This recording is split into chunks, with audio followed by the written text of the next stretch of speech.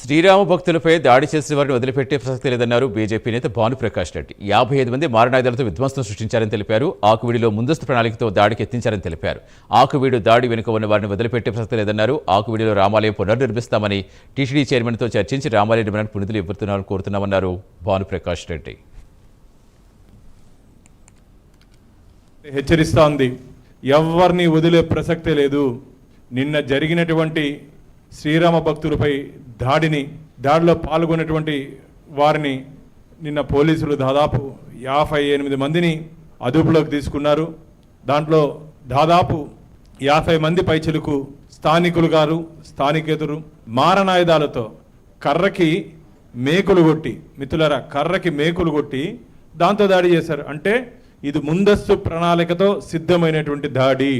గత 15 రోజుల ముందు త్రిపులార్ గారు అక్కడికి వెళ్ళినప్పుడు కొందరు దుర్మార్గులు వారిని అడ్డుకొని ఇక్కడ గుడి కట్టకూడదు అని చెప్పి హుకుం జారీ చేశారు.